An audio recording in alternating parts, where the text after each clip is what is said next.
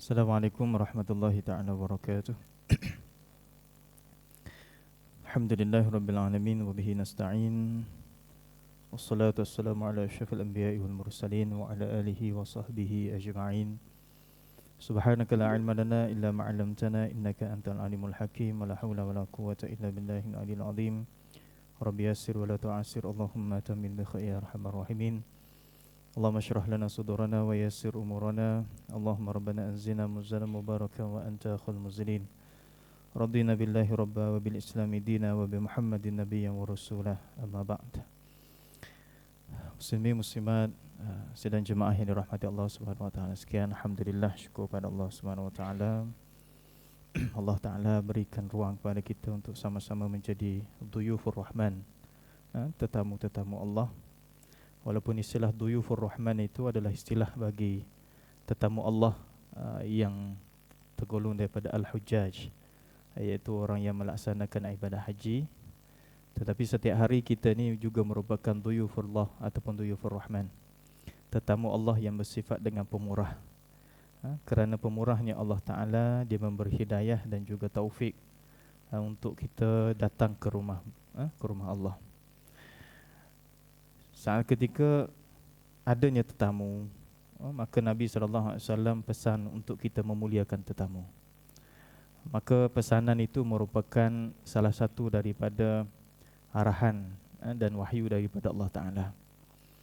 Dan Allah Ta'ala ni lebih-lebih lagi memuliakan tetamu. Disebabkan kita ini merupakan tetamu Allah, maka Allah Ta'ala hidangkan dengan hidangan yang khusus bagi tetamu dia. Jadi hari ini kita mendapat hidangan daripada Allah Ta'ala. Terlalu banyak jenis hidangan yang Allah Ta'ala kurniakan saat ketika kita jadi tetamu Allah.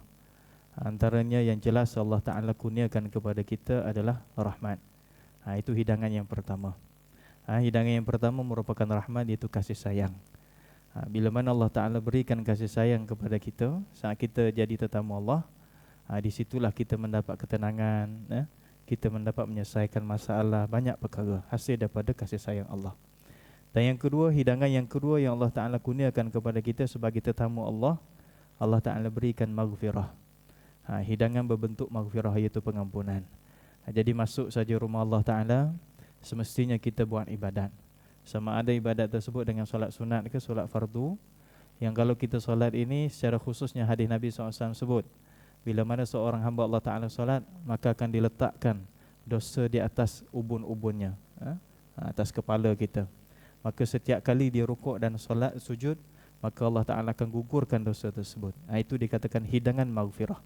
Dan kalau kita duduk dalam majlis ilmu seumpama ini, pun dalam hadis Nabi SAW sebut, antara yang Allah Ta'ala bagi kepada orang yang berada dalam majlis ilmu ini adalah maghfirah, iaitu keampunan Allah Ta'ala. Jadi alhamdulillah, banyak kali kita menjadi tetamu Allah pada setiap hari, dan banyak kali kita dah menjadi tetamu Allah dalam setiap kehidupan kita ini. Dan syukur bagi mereka yang menjadi tetamu Allah secara khusus di Makkah sana. Alhamdulillah. Tuan-tuan yang dimati Allah Ta'ala sekalian, seorang guru saya dia nasihat, Allah yarham, baru saja meninggal dalam beberapa bulan. Dia kata setiap kali pergi mana-mana pastikan mengajar. Itu je pesanan dia. Dan itulah pesanan yang terakhir sebelum beliau meninggal, dalam 2 bulan lepas. Ketika itu beliau sakit, maka ziarah dia. Itulah pesanan yang terakhir yang dinasihat ketika mana ziarah dia. Sebab dia dah tak boleh bergerak, sebab dah buat cuci pinggan ni, buah pinggan tu tiap-tiap minggu. Tapi alhamdulillah banyak benda yang dia kata dia lupa, tapi benda yang dikaitkan dengan agama dia tak lupa. Dia tak lupa nama-nama guru-guru, ustaz-ustaz, dia tak lupa masjid, dan dia tahu jalan-jalan pergi masjid. Tapi kalau nama orang selain daripada tu, dia lupa. Makan tadi 15 minit, dia lupa dia dimakan dah. Tetapi kalau benda yang dikaitkan dengan agama, Allah Ta'ala masih kekalkan. Jadi atas dasar nasihat dia lah, kebetulan saya ada berusaha sini, WhatsApp kepada di jemaah, kalau ada ruang insya-Allah kita sedekahkan dengan ilmu yang sekadar kita ada. Sebab kita pergi mana-mana tempat, tuan-tuan, secara asasnya 2 benda kita boleh tinggalkan sebagai jariah kita. Sama ada kita tinggalkan ilmu, yang kedua kita tinggalkan duit sebagai sedekah. Pergi musafir mana-mana ni, cuti sekolah ni, singgah masjid, letak je RM1, RM2, RM5. Jadikan jariah. Pastikan setiap tempat tersebut bakal menjadi saksi di hadapan Allah Subhanahu Wa Taala. Tuan-tuan yang dirahmati Allah Taala sekalian, insya-Allah sementara menunggu masuknya waktu Isyak, setengah jam 40 minit, saya nak kongsi dengan tuan-tuan satu ibadat yang biasa kita buat. Tapi kadang-kadang ibadat itu sedar tak sedar dia tidak termakbul ataupun tidak sampai kepada Allah Ta'ala untuk ditunaikan. Nabi SAW sebut dalam satu hadis, ad-du'a'u mukhul ibadah. Doa ini merupakan otak bagi ibadat. Kalau seorang itu dia mempunyai otak, bermaksud dia mempunyai akal fikiran, maksud itulah kewarasan seorang manusia dan kesempurnaan seorang manusia. Maka bila mana ibadat itu ada pada ibadat doa, maka ibadat tersebut akan menjadi sempurna. Sebab itu sembahyang itu merupakan doa. Dalam kita buat mana-mana ibadat, sama ada ibadat khusus atau ibadat umum, dia ada doa. Sebab doa ini merupakan otak bagi ibadat, fungsi kesempurnaan bagi sesuatu ibadat. Dan Allah Subhanahu Wa Taala sebut dalam surah Al-Baqarah, wa idza sa'alaka 'ibadi 'anni fa inni qarib. Bila orang tanya kepada kamu wahai Muhammad tentang aku, jawab saja, fa inni qarib, aku ini dekat. Dekat itu bukan diistilahkan sebagai jarak. Saya dengan tuan-tuan sekarang dalam masjid dekat dia. Tapi kalau orang dengan di luar masjid itu jauh jarak saya dengan dia. Itu jarak manusia ataupun jarak makhluk. Tetapi bila mana dikatakan dekat Allah Ta'ala itu bukan dekat jarak. Sebab Allah Ta'ala bukan makhluk. Menunjukkan bahawa Allah Ta'ala ini ada bersama dengan kita. Allah Ta'ala tidak akan terputus hubungannya dengan hambanya. Itu menunjukkan Allah Ta'ala dekat. Maka Allah Ta'ala sambung lagi, ujibu da'watad da'i idza da'an. Disebabkan aku dekat dengan hamba aku, maka bila mana dia doa, dia minta dengan aku, maka aku akan perkenankan dia.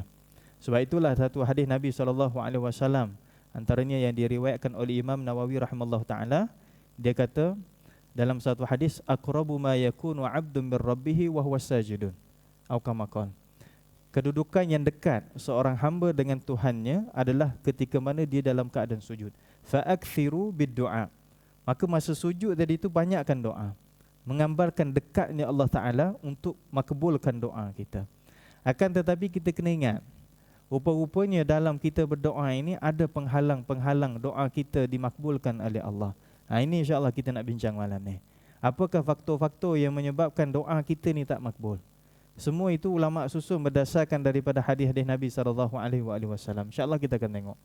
Sebelum tu saya nak sebut tuan-tuan, cara Allah Ta'ala makbulkan doa kita ada 3. Sebab itu jangan sangka buruk pada Allah. Maksud kita sangka buruk pada Allah Ta'ala ini, seumpama Allah Ta'ala tak akan perkenankan doa kita. Allah Ta'ala tak makbulkan doa kita.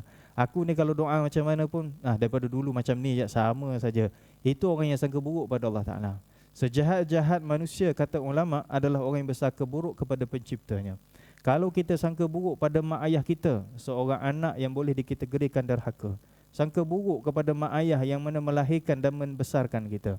Apatah lagi kalau sangka buruk kepada pencipta yang bukan kedudukannya sama level dengan mak ayah, bahkan lebih tinggi lagi. Dia hakikatnya yang menjaga kita, menghidupkan kita, mematikan kita, memberikan rezeki kepada kita. Tapi kita sangka buruk pada pencipta, kata ulama, inilah sejahat-jahat makhluk. Jadi jangan sangka buruk pada Allah Ta'ala, ya Allah Ta'ala tak makbulkan doa kita. Sebab bukan silap Allah, tapi silap kita. Tetapi dalam masa yang sama kita sangka baik pada Allah Ta'ala kerana ada 3 cara Allah Ta'ala nak makbulkan. Bila mana kita faham cara ni tuan-tuan, insya-Allah kita akan semangat bila mana kita berdoa. Dan bila mana kita berdoa itu, harapan kita akan jadi tinggi. Pergantungan kita pada Allah Ta'ala tinggi. Dan kita tahu Allah Ta'ala akan makbul. Cuma caranya kita tak tahu. Allah Ta'ala nak bagi yang mana satu. Cuma yang terakhir nanti saya akan sebut cara yang keempat. Kita ambil 3 dahulu. Cara yang pertama, macam mana Allah Ta'ala makbulkan doa seseorang? Allah Ta'ala makbulkan sebagaimana yang kita minta. Ya Allah, kurniakan aku macam ni. Ya Allah, berikan aku macam ni. Ya Allah, ya Allah, ya Allah. Maka Allah Ta'ala kurniakan sebagaimana seorang hamba itu minta. Tetapi hati-hati tuan-tuan perempuan sekalian, jemaah sekalian, jangan rasa bahawa doa itulah yang mana Allah Ta'ala mengikut doa kita. Allah Ta'ala mengikut permintaan kita. Tak ada. Sama sekali Allah Ta'ala tak akan ikut permintaan kita. Sebab apa? Sebab apa yang berlaku itu pada hakikatnya dah memang qada ketentuan Allah. Cuma Allah Ta'ala lembutkan lidah kita untuk berdoa, itu saja. Jadi bila mana kita berdoa, minta sesuatu, maka Allah Ta'ala perkenan. Hakikatnya yang Allah Ta'ala tak perkenankan itu adalah takdir yang telah ditentukan daripada dahulu lagi. Sejak kita dalam perut mak kita lagi. Hadis Nabi SAW, bila mana seorang itu berada dalam perut mak dia, ibunya selama 4 bulan, 120 hari. Maka ketika itu Allah Ta'ala perintahkan malaikat, utuskan malaikat untuk meniupkan roh dan mencatatkan 4 perkara. Di sini adalah takdir-takdirnya. Dengan rezekinya, sampailah kepada ajalnya, itu dikatakan ketentuan kita. Jadi ketentuan kita, apa yang berlaku, itu sebenarnya Allah Ta'ala dah tentukan. Jadi bila mana kita minta, kesesuaian itu adalah sebagaimana yang Allah Ta'ala tentukan. Jadi kita minta itu sesuai dengan apa yang Allah Ta'ala dah tentukan. Jadi kalau dengan bahasanya, Allah Ta'ala perkenankan doa kita sebagaimana yang kita minta, pada hakikat Allah Ta'ala melaksanakan ketentuannya. Itu cara yang pertama. Habis sebab apa kita doa? Sebab doa tu kan ibadat. Kita angkat doa, kita angkat tangan, kita minta tu dah boleh dapat pahala lah. Bahkan kita aminkan doa daripada imam ataupun orang lain, kita dapat pahala sebab dia ibadat. Konsep ibadat mesti ada pahala. Kan? Jadi bila mana kita, Allah Ta'ala perkenankan, cara yang pertama, Allah Ta'ala akan bagi sebagaimana yang diminta. Yang kedua, Allah Ta'ala akan tangguhkan permintaan tersebut. Allah Ta'ala akan tangguhkan permintaan tersebut dan tunaikan bila mana sampai kesesuaian masa dia. Mengikut yang Allah Ta'ala nak, bukan kita nak. Jadi kita minta sekarang, tapi Allah Ta'ala perkenankan mungkin 5 tahun akan datang. Sebab itu tuan-tuan, kalau sedar tak sedar, kedudukan yang kita pernah berada ataupun kita dah berada sekarang ini, itu mungkin kerana doa yang Allah Ta'ala perkenankan, doa mak ayah kita yang 20 atau 30 tahun lalu. Bukan doa kita, boleh jadi. Bukan doa kita, boleh jadi doa mak ayah kita yang Allah Ta'ala perkenankan. Doa kita Allah Ta'ala tak perkenankan. Kenapa? Kerana ada penghalang mungkin. Tapi doa mak ayah kita tak ada penghalang. Dia doa, ya Allah jadikan anak aku anak yang soleh. Ataupun doa daripada alim ulama, yang mana ketika mana akikah ataupun kita kata cukur jambul tu, datangnya orang alim, mungkin ada di perkara kalangan tersebut, ia doa, maka doa tersebutlah yang Allah Ta'ala makbulkan. Contoh, Allahumma faqihu fid din wa 'allimhu ta'wil, dia doakan. Ataupun Allahumma barik hadzal walad, ya Allah berkatikanlah anak-anak ini. Jadi doa tersebut diperkenankan setelah 30 tahun. Setelah 30 tahun. Maksudnya Allah Ta'ala tangguhkan untuk perkenankan atau makbulkan doa tersebut bila mana sampai masa dia. Hadis Nabi SAW dalam kitab Sahih Bukhari. Hadis sahih tuan-tuan. Para sahabat cerita macam mana Nabi doakan laknat kepada beberapa orang daripada kalangan kafir musyrikin Mekah ketika itu. Jadi Nabi doakan kelaknat. Allahumma alaika fulan bin fulan. Ya Allah, kamu berilah laknat Allah, kamu, maksudnya aku serah kepada kamu untuk hapuskan golongan nama sekian-sekian. Sebut nama. Direct Nabi sebut nama. Dan sahabat dengar satu persatu. Kenapa? Kerana Allah Ta'ala dah wahyukan kepada Nabi SAW, orang-orang ni memang confirm dia takkan dapat hidayah daripada Allah. Kita tak boleh. Sebab tu kita jangan doakan kelaknatan ataupun doakan benda yang tak elok kepada orang. Kepada orang yang mana buat jahat, buat zalim pada kita. Sebab kita tak tahu penghujungnya macam mana. Nabi tak apa, sebab apa? Nabi doa itu kerana dah diwahyukan, orang ni memang confirm Allah Ta'ala takkan bagi hidayah. Dan dia jelas adalah musuh Islam yang mana memerangi Islam. Maka Nabi doa. Dalam hadis tersebut Nabi sebut satu persatu nama ni. Dan sahabat kata, kami menyaksikan orang yang Nabi sebut tersebut mati dalam peperangan Badar. Bukannya mati sana ketika itu, tapi jaraknya adalah agak jauh. Kan? Jauh jaraknya. Tapi seorang-seorang yang Nabi sebut semuanya gugur dalam peperangan Badar. Mati semuanya. Itu cara yang kedua. Allah Ta'ala makbul tapi dengan cara ditangguhkan mengikut daripada kesesuaian masa yang Allah nak, bukan kita nak. Kan? Ya Allah, berilah aku jadi orang kaya. Ya Allah, aku nak harta banyak. Allah Ta'ala tak bagi-bagi pun. Kan? Jenuh kita minta tuan-tuan bertahun-tahun, Allah Ta'ala tak bagi. Sebab apa? Sebab tak sesuai bagi masa tu. Allah Ta'ala bagi di hujung-hujung umur kita. Ada. Kan? Ada kenalan saya jadi jutawan. Kenalan tapi umurnya jauhlah jaraknya, tapi kenal rapat. Dia jadi jutawan setelah daripada pencen. Setelah pencen jadi jutawan. Kenapa? Dapat pampasan. Pampasan, kebetulan tanah rumah dia kena laluan jalan. Terpaksa. Dapat hampir dukat 2 juta. Tiba-tiba jadi orang kaya, jadi jutawan. Allah Ta'ala nak bagi bila, itu terserah pada Allah Ta'ala. Sebab itu syukur dengan kehidupan kita. Allah bagi kita kaya, Alhamdulillah. Allah Ta'ala tak bagi kita kaya, Alhamdulillah. Allah Ta'ala bagi kita cukup-cukup, Alhamdulillah. Allah Ta'ala bagi kita sihat, Alhamdulillah. Allah bagi kita sakit, Alhamdulillah. Tetap syukur, cuma usahakan tetap ada. Yang sakit, usahakan minta dengan Allah dan makan ubat, buat terapi dan sebagainya. Yang mungkin miskin, usahakan bekerja. Tapi tetap bersyukur. Kenapa? Allah bagi kita duduk dalam keadaan macam tu sebab kita sesuai duduk dalam keadaan macam tu.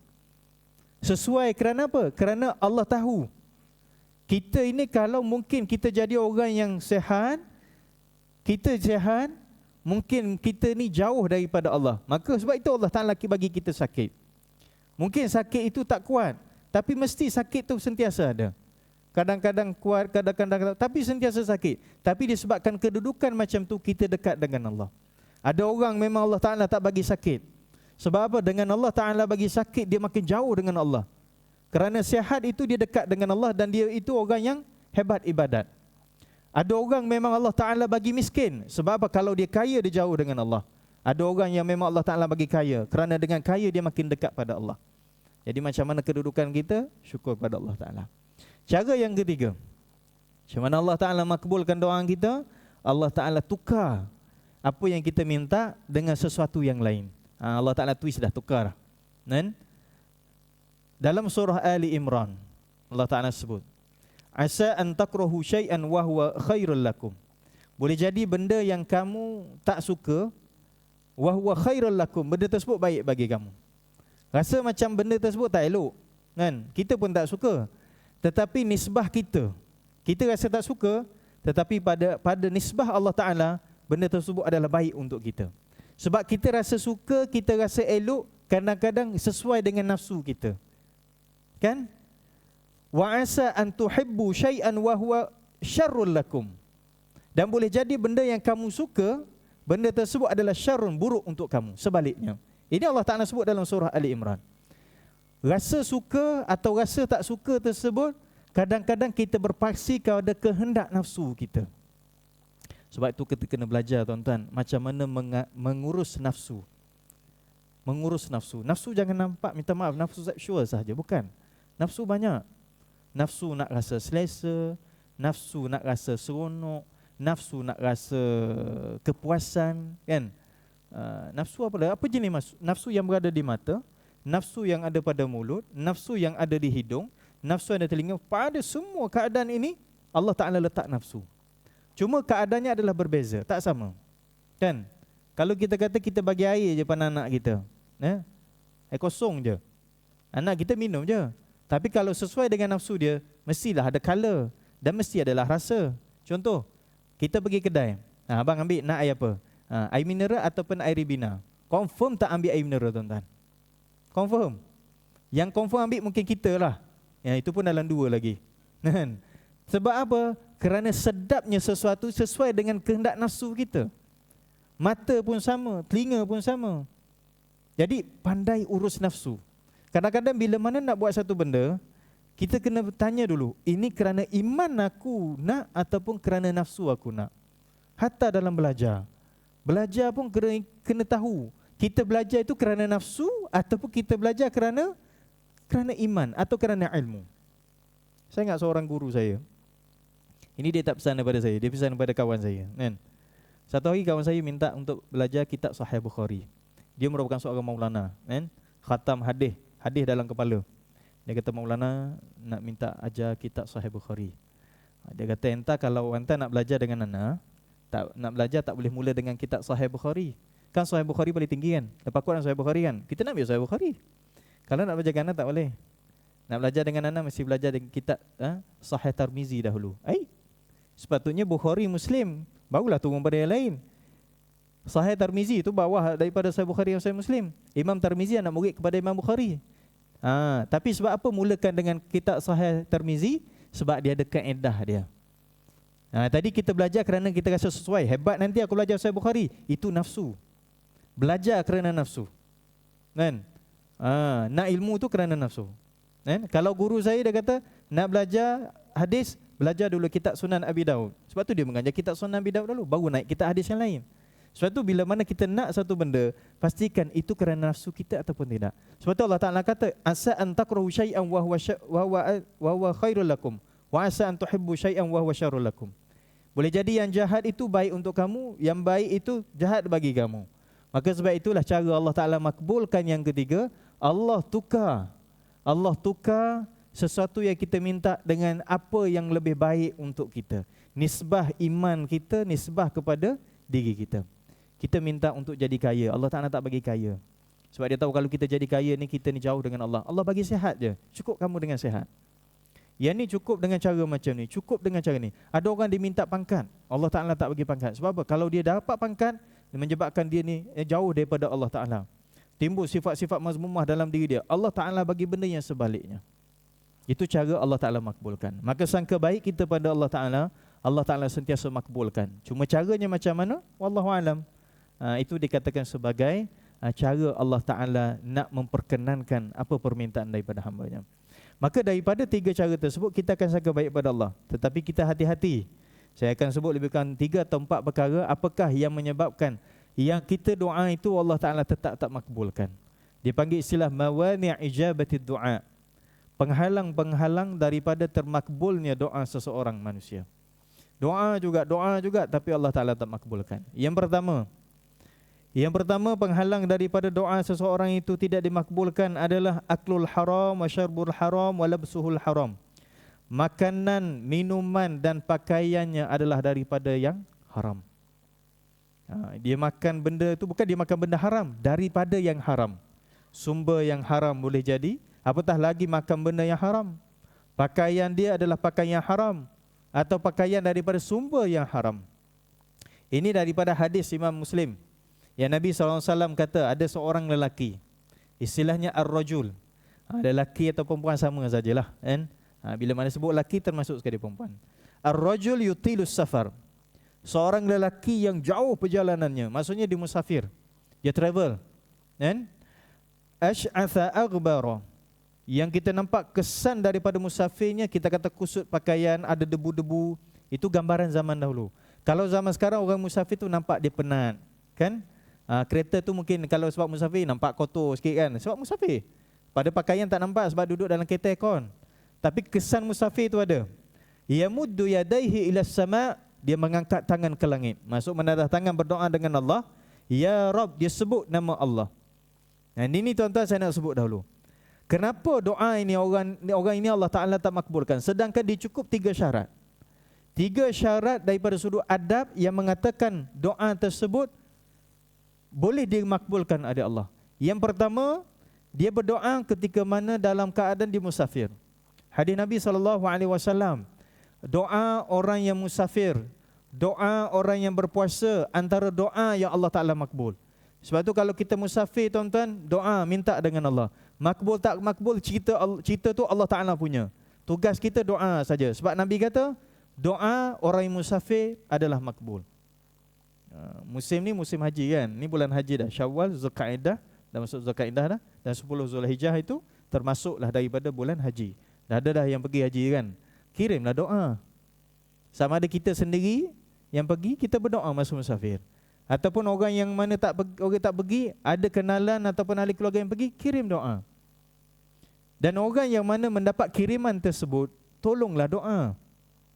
Tak sempat lah Ustaz, banyak sangat. Wallahi ni doa saja ni. Nak baca depan Kaabah tak sempat.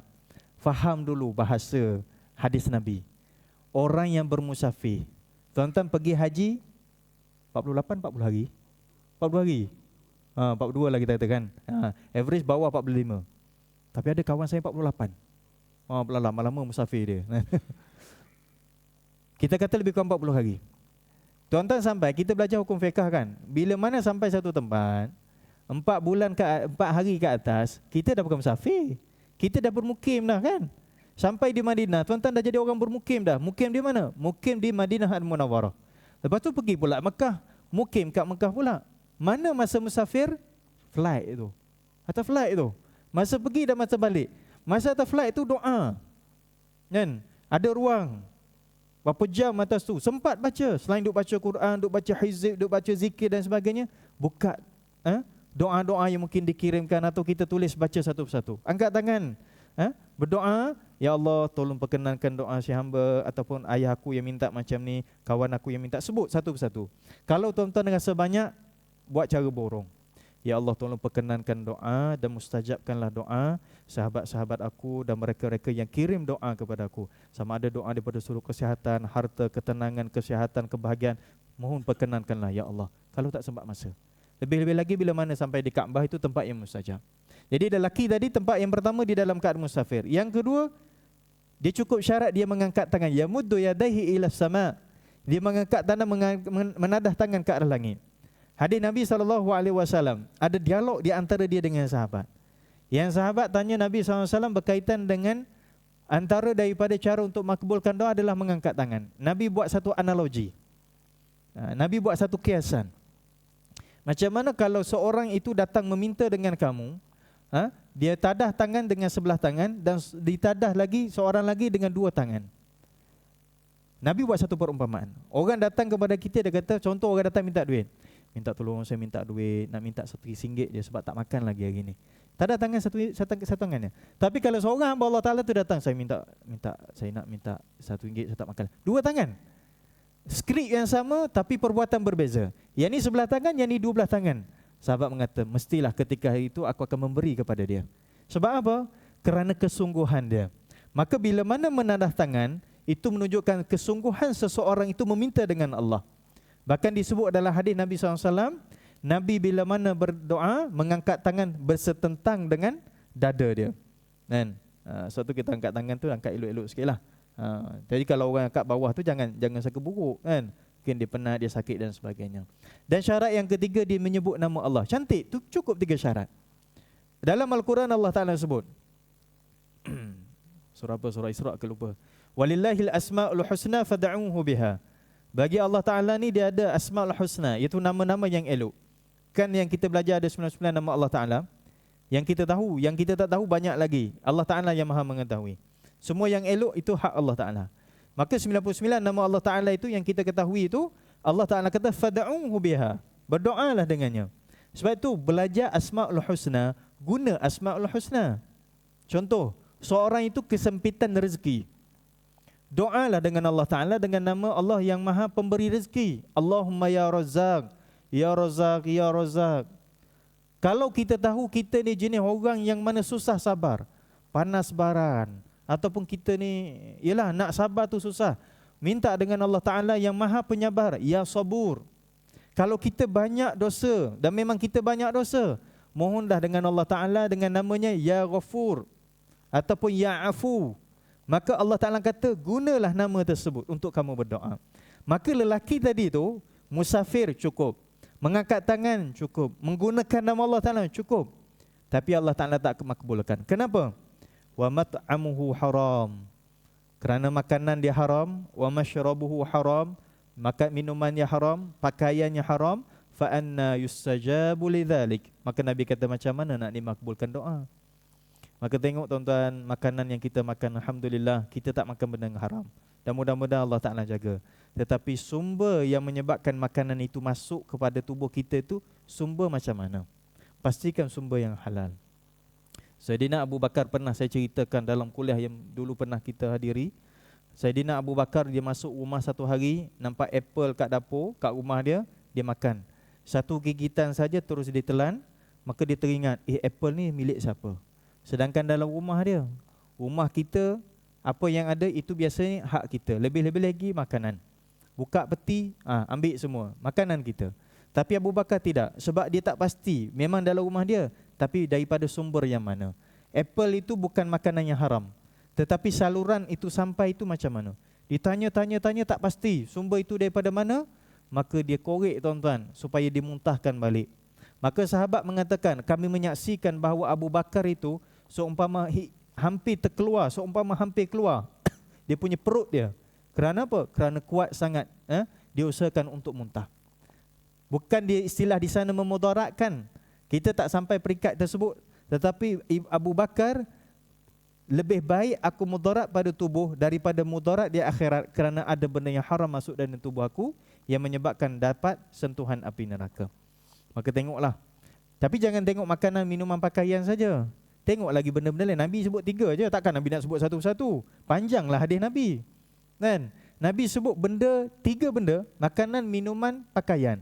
Maksud kita faham, ini benda yang lazim hari-hari bersama dengan kita. Apa lagi benda yang lazim dalam rumah kita? Dalam kehidupan kita? Rumah kita. Rumah kita yang kita duduk tu tuan-tuan, sumber macam mana? Sumber rumah halal Ustaz. Baik, buat pinjaman ataupun loan daripada mana? Maaf saya sebut, Islamik ke yang konvensional? Pakar-pakar kewangan Islam dah sebut dah bincang dalam benda ni. Kereta kan hari-hari kita naik, kita sambung tersebut daripada sudut yang insurans takaful yang Islamik ataupun yang konvensional. Kena tengok kat situ. Sebab itu hari-hari yang kita guna. Kan? Selipar kita pakai, kasut kita yang kita pakai, sumbernya daripada mana? Itulah penyebab kepada doa kita yang Allah Ta'ala tidak mustajab. Kan? Minyak rambut, hari-hari pakai. Tengoklah daripada mana kita ambil. Kan? Itu bahasa Rasulullah, kan? Nabi sebut sikit tapi kita kiaskan. Yang kedua, kenapa seorang itu doa dia tidak makbul? Kerana adanya al-isti'jal, iaitu sifat gopoh. Gopoh dalam berdoa. Sebab itu bila mana kita berdoa, kita kena belajar macam mana cara berdoa. Kan? Tuan-tuan, kita berdoa dah berapa puluh tahun kan? Dah banyak. Tak pelik tuan-tuan. Pernah saya ketika saya ingat guru saya, kan? Bukan, seorang kawan saya, Ustaz, dia cerita berkaitan dengan mandi wajib. Makcik tua, minta maaf, dah menopause dah. Umur bukan 50, lebih daripada 60 dah. Bila cerita berkaitan dengan mandi wajib, dia datang jumpa ustaz tu balik. Dia kata, Ustaz, yang ustaz cerita tersebut, kalau ikutkan, memang tak sah mandi wajib saya. Hari-hari benda yang kita buat, jangan confirm 100% bahawa aku dah cukup tahu dah. Hatta sembahyang kita. Kenapa kita kena sembahyang hari-hari? Ini. Kenapa kita hari-hari sembahyang? Kita berkata kerana bila mana kita sembahyang hari-hari, itu menunjukkan kita bermunajat pada Allah Ta'ala. Betul. Tapi kenapa Allah Ta'ala suruh hari-hari dan banyak-banyak kali? Supaya sembahyang itu ada kualiti. Tuan-tuan boleh perasan tak? Nisbah kedudukan sembahyang kita sekarang dan sembahyang 10 tahun yang lepas. Agak-agak yang 10 tahun lepas tu tuan-tuan nak bagi markah berapa? Berapa nak bagi markah yang kita sembahyang 10 tahun? Takkanlah yang 10 tahun dengan yang sekarang ini markahnya sama? Mustahil. Takkanlah dia makin lama makin menurun? Mungkin akan insya-Allah menaik. Disebabkan kita buat hari-hari, di situ ada benda yang menyebabkan kita makin betul. Tetapi nak betul tersebut adalah dengan berdasarkan ilmu. Kan? Sebab itulah bila mana kita nak berdoa, Allah ajar cara berdoa. Basicnya Allah ajar. Dan Nabi SAW ajar. Secara asasnya saya sebut. Dalam hadis Nabi SAW sebut, bila mana kamu berdoa, maka pujilah Allah. Satu. Yang kedua, bersalawatlah kepada Nabi SAW. Yang ketiga, kamu mintalah apa yang kamu nak. Dan tutuplah dengan kamu bersalawat dan kamu memuji Allah. Ini kita buat hari-hari, tapi kita perasan tak? Rupanya itu yang Nabi sebut dalam hadis.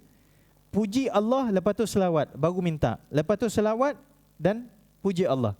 Alhamdulillahirrabbilalamin. Wassalatu wassalamu ala syafil anbiya wassalin. Kan? Puji Allah dengan selawat. Wassallallahu ala sayyidina Muhammad walhamdulillahirrabbilalamin. Cukup syarat dia. Siapa yang ajar? Nabi ajar. Kita ikut siapa? Kita ikut imam. Kita ikut ustaz-ustaz. Kita ikut tok-tok guru dulu yang ajar. Sebenarnya mereka itu meneruskan apa yang Nabi SAW ajar. Lepas tu konten doa tu macam mana pula? Tengok dalam Quran macam mana Nabi berdoa. Kan? Saya pernah sebut tentang dalam surah Al-Anbiya. Dalam surah Al-Anbiya ni disusun 2-3 doa daripada Nabi-Nabi yang sebelum ni. Nabi Zakaria ada, Nabi Nuh ada, Nabi Yunus ada. Nabi Nuh ada tak pasti. Nabi Ayub ada, cuba cek balik. Surah Al-Anbiya ayat 70 lebih. Di situ Allah Ta'ala sebut, wa ayyuba innada rabbahu anni massaniyadur. Start daripada cerita Nabi Ayub. Cara mereka berdoa itu ada kaedah. yang tidak menunjukkan isti'jal, iaitu gopoh. Kan? Gopoh ni macam mana? Gopoh ni, ya Allah, aku nak benda ni ya Allah, tolong perkenalkan sesegera mungkin ya Allah. Itu orang gopoh ni. Satu. Kan? Yang kedua, ya, bila mana bercakap, itulah dah lama dah doa, tapi lah sampai sekarang tak berkenan-kenan lagi, tak makbul lagi. Bahasa ni jangan guna tuan-tuan. Sebab Nabi sebut bahasa ini sebagai teguran kepada orang yang bersifat dengan sifat isti'jal. Macam mana? Dia mengatakan aku dah berdoa tapi Allah Ta'ala belum lagi makbulkan dia. Itu bahasa yang menunjukkan seorang itu isti'jal. Kan? Cuba lembutkan sedikit bahasa kita. Sebab tu bila mana berdoa, tengok doa para Nabi. Nabi Zakaria, Nabi yang umurnya dah lanjut tapi belum lagi ada zuriat. Nabi yang umurnya lanjut tapi tak ada zuriat lagi. Kan? Bersama dengan isterinya. Bila mana dalam keadaan tersebut, dah kita rasa tak ada peluang dah untuk dapat anak. Tapi kerja Allah Ta'ala ni sebagai pencipta, dia maha mengetahui. Apa doa Nabi Zakaria? Tengok. Sebab itu tuan-tuan, minta maaf, jangan kita cepat mengatakan seorang itu mandul. Jangan. Mandul tak mandul, buka Al-Quran. Allah Ta'ala kata, aku yang memberikan seorang itu anak dan aku yang tak memberikan seorang itu anak. Bahasanya mandul. Tetapi jangan cepat kita kata, dah 10 tahun tak dapat anak, mandul lah tu. Jangan tuan-tuan. Seumpama kita mendoakan orang tersebut. Nabi Zakaria dalam riwayat mengatakan, tafsir ulama mengatakan umur 80 lebih. Tetapi tetap berdoa. Kan? Ya Allah, jangan tinggalkan aku ini tanpa ada zuriat yang meneruskan. Maksudnya jangan tinggalkan aku dalam keadaan tidak ada zuriat. Ya Allah, aku nak zuriat, ya Allah, ya Allah, aku nak lelaki, ya Allah, aku nak anak perempuan. Boleh, tapi tengok adab Nabi Zakaria. Nabi Ayub, Nabi yang diuji dengan kesakitan. Apa dia doa dia? Inni massaniyadur, ya Allah, aku sakit. Wa anta arhamur rahimin. Dan kau maha arhamur rahimin, maha pemurah, maha mengasihani. Dia kata, ya Allah, sembuhkan penyakit aku. Boleh, tak ada masalah. Tapi bahasa yang digunakan dalam doa Nabi tersebut lebih lembut lagi. InsyaAllah. Tak azan dulu.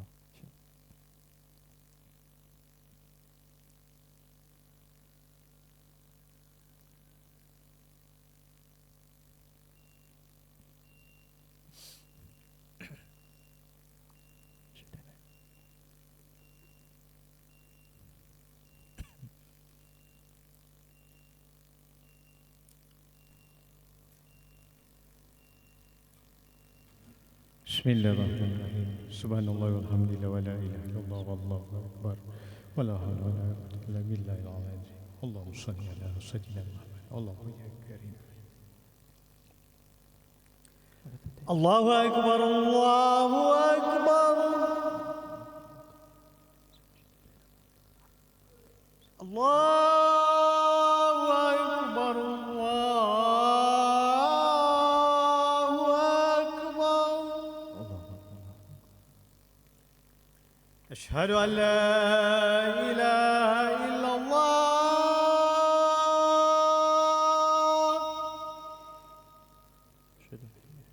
Ashhadu an la ilaha illallah.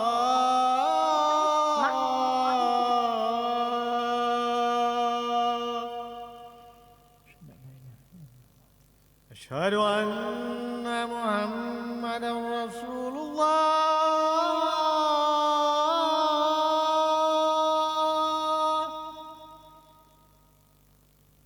أشهد أن محمدا رسول الله.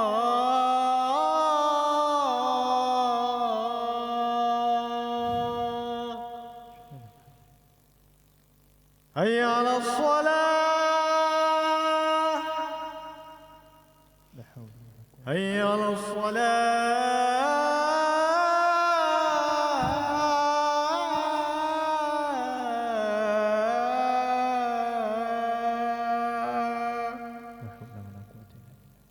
حي على الفلاح. حي على الفلاح.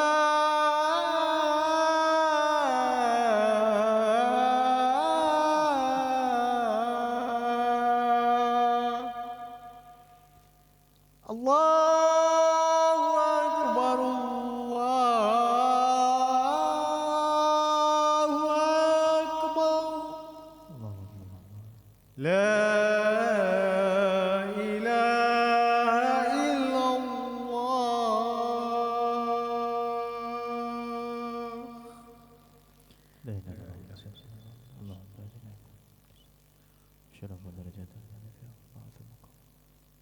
Astagfirullah. Astagfirullah. Allahumma salli ala Muhammad wa ala sayyidina.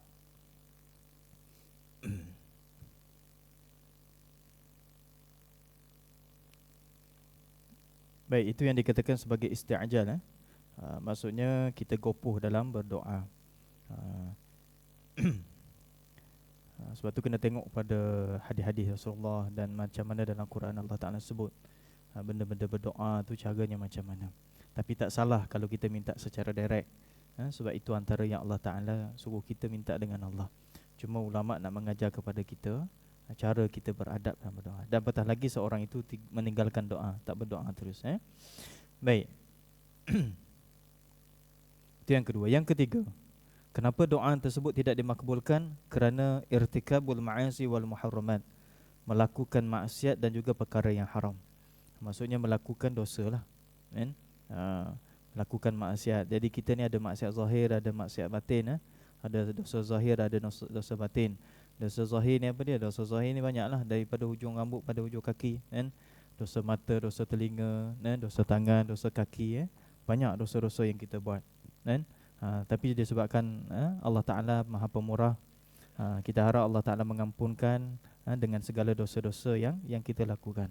Sebab itu kena banyak istighfar pada Allah Ta'ala dan banyak bertaubat. Tetapi jangan lupa kita ni ada dosa batin, tuan-tuan. Dosa batin kita apa dia? Kita sangka buruk pada orang, kita hasad dengki pada orang, pantang tengok orang dapat nikmat sedikit, ya Allah, terus dah rasa tak puas hati, rasa dengki, kan? Orang beli kereta baru, orang dapat yang ni, orang yang dapat yang ni, terus rasa dengki. Itu dosa batin kita, kan? Kita tengah buat ibadat, timbul rasa ujub, timbul rasa riak, itu dosa, tuan-tuan, kan? Sebab tu kata Imam Sya'rani rahimallahu ta'ala, seseorang yang hanya bertaubat daripada dosa zahirnya sahaja, tanpa bertaubat daripada dosa batin, orang tersebut orang yang belum istiqamah lagi dalam bertaubat. Kita duk istighfar, duk nampak dosa-dosa zahir saja, bagus, alhamdulillah. Kata Imam Sya'rani, orang ni tak istiqamah lagi ni. Sebab apa? Dia terhijab, tertutup daripada dosa-dosa batin dia. Dia tak perasan yang dosa batin dia tu banyak sangat, dan sifat-sifat mazmumah banyak yang berlaku dalam diri dia tu, dia tak perasan, dan dia tak tahu itu dosa.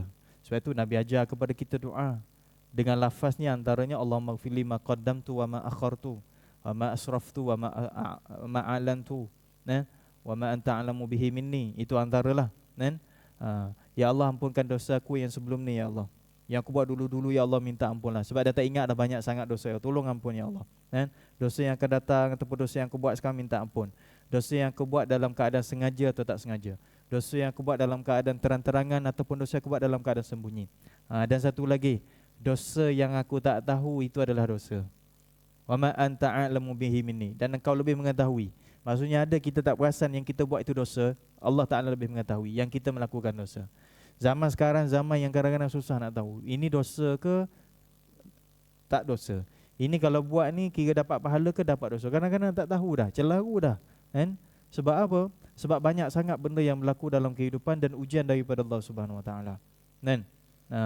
Macam-macam. Saya ingat satu hari tu naik kereta dengan anak saya, anak lelaki. Saya kata, mata jagalah, jangan tengok aurat orang perempuan, sama ada dia kita tengah jalan ke, kan, ataupun tengah dalam telefon, jangan tengok.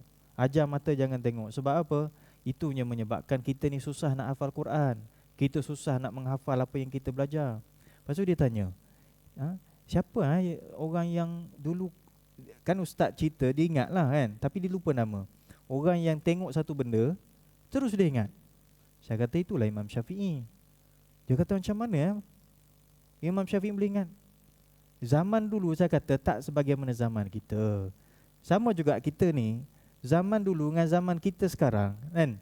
Zaman dahulu kehidupannya banyak benda-benda yang maksiatnya mungkin Allah Ta'ala pendamkan, tapi zaman sekarang Allah Ta'ala bukakan maksiat tersebut, dan kebaikan dahulu mungkin Allah Ta'ala pendamkan. Sebab apa?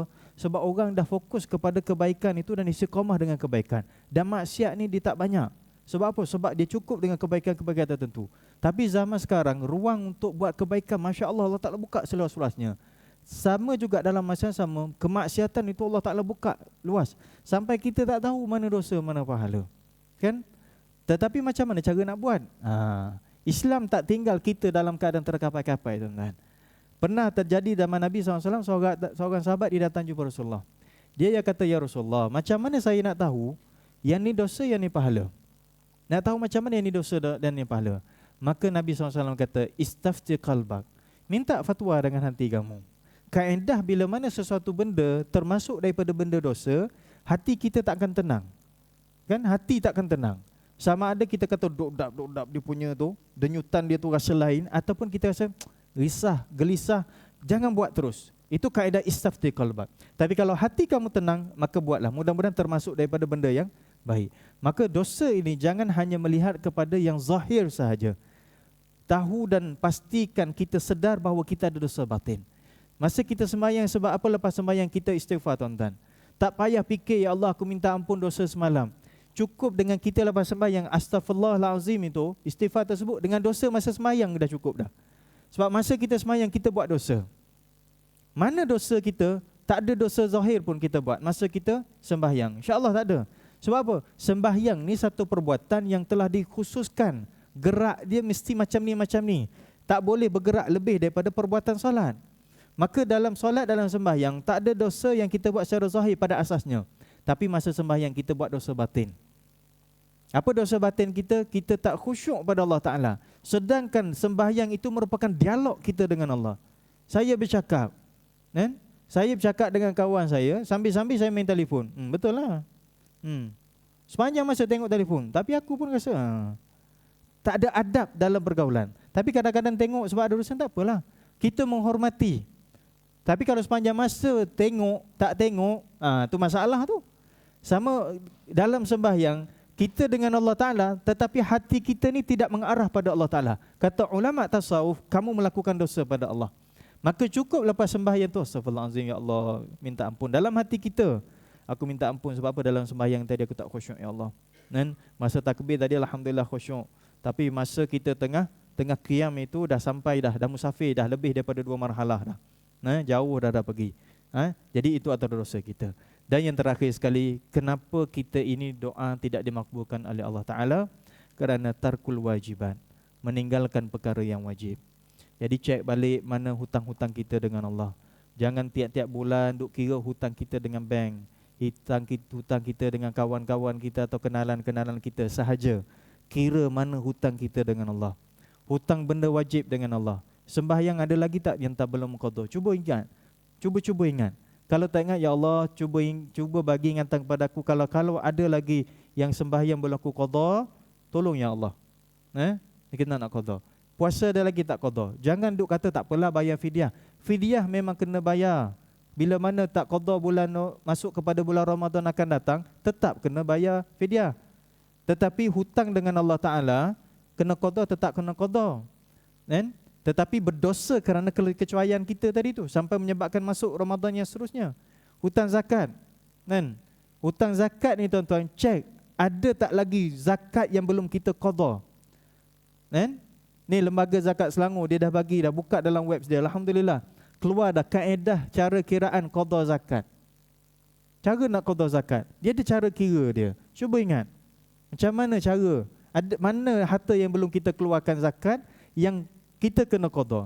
Ada tak zakat fitrah yang kita tak bayar? Takut-takut ada. Check dulu, cuba ingat. Zakat simpanan kita ke? Ada seorang hamba Allah Ta'ala, dia pergi lembaga zakat. Kebetulan pegawai itu kawan saya. Satu hari saya sembang-sembang ni, kata, Ustaz, anak nak cerita satu benda. Seorang hamba Allah Ta'ala ni, dia dah habis dah bekerja. Jadi dia buat caruman KWSP tu. Bermula daripada umur 55 kan boleh keluarkan KWSP kan. Dia jadi di situ kaedah hukumnya milkul tam, milik penuh. Kita boleh dapat semua benda tersebut. Itu hak milik kita. Kita boleh ambil dah. Tetapi dia tak usik pun. Mungkin dia sama bekerja lah dan sebagainya, wallahu alam. Umur 10 tahun ataupun 11 tahun lepas tu, 65 ataupun 66 tahun dia pergi nak bayar zakat. Dia ceritalah, ini zakat KWSP lah. Dia kata baru keluar. Lepas tu dia cerita. Kawan saya kata, tuan, sebenarnya hampir 10 tahun itu tuan tak bayar zakat. Tuan kena qada balik. Terkejut dia. Rupanya kena bayar. Sebab apa? Masa tu kaedah, ini cara kiraan di lembaga zakat, institusi zakat. Dia kata itu kaedah cara kiraan zakat. Sebab apa? Satu-satu zakat KWSP kerana kita dah ada milkutam. Pemilikan penuh. Kalau tak tahu, kita pergi jumpa saja dekat lembaga zakat, tanya pegawai dia. Dia ada kaedah cara kira dia. So tengok, ada tak zakat yang belum dibayar lagi yang perlu kita qada? Cuba ingat. Dan carilah benda-benda wajib yang lain. Kerana benda wajib yang ditinggalkan itu penyebab kepada doa kita Allah Ta'ala tidak makbul. Maka secara kesimpulan, 4 perkara yang kita kongsi malam ni, itu penghalang doa kita dan makbul. Yang pertama, makanan, minuman, pakaian dan benda yang bersama dengan kita, harian kita adalah daripada benda yang haram ataupun daripada sumber yang haram. Yang kedua, kerana kita ada sifat isti'ajal, gopoh ketika mana berdoa. Yang ketiga, kerana kita banyak melakukan dosa ataupun maksiat.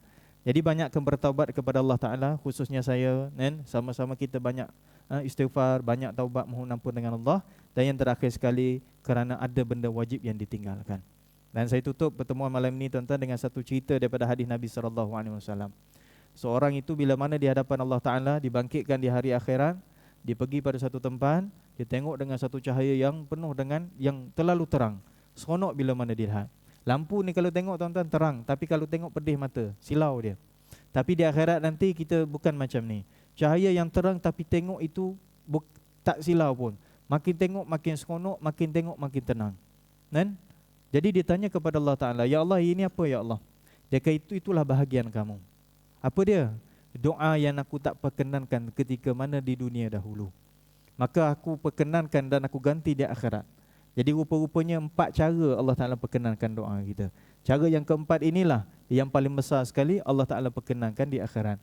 Maka diriwayatkan bahawa lelaki tersebut berkata, kalaulah aku tahu inilah balasan doa-doa yang tidak dimakbulkan oleh Allah, nescaya setiap kali aku berdoa, aku akan minta, ya Allah, jangan makbulkan doaku. Sebab apa? Sebab aku nak benda ni, tapi tak berani buat tuan-tuan. Ya Allah, jangan makbulkan doaku, ya Allah. Tak payahlah doa macam tu. Maksudnya kita sangka baik pada Allah. Allah Ta'ala tak bagi kat dunia, Allah Ta'ala bagi di akhirat, insya-Allah. Mudah-mudahan ada manfaat. Mohon maaf dengan bahasa ataupun contoh tak sesuai. Mudah-mudahan Allah Ta'ala berikan hidayah dan taufik untuk kita ni meneruskan agenda ibadat, antaranya berdoa. Dan apa yang berlaku itu semuanya percaturan Allah SWT. Makbul atau tidak, itu urusan Allah, bukan urusan kita. Subhanakallahumma wa bihamdika asyhadu an la ilaha illa anta astaghfiruka wa atubu ilaik. Bismillahirrahmanirrahim. Alhamdulillah ba'amin wassalatu wassalamu ala syafil mursalin wa ala alihi wasahbihi ajma'in. Allahumma fa'alna bima 'allamtana wa 'allimna ma yanfa'una wa zidna ilman nafi'a. Allahumma aslih lana sya'nana kullaha wa man hawlana wa man bainana bi rahmatika ya arhamar rahimin. Rabbana atina fid dunya hasanah wa fil akhirati hasanah wa qina adzabannar. Wa sallallahu ala sayyidina Muhammad walhamdulillahi rabbil alamin. Assalamualaikum warahmatullahi wabarakatuh.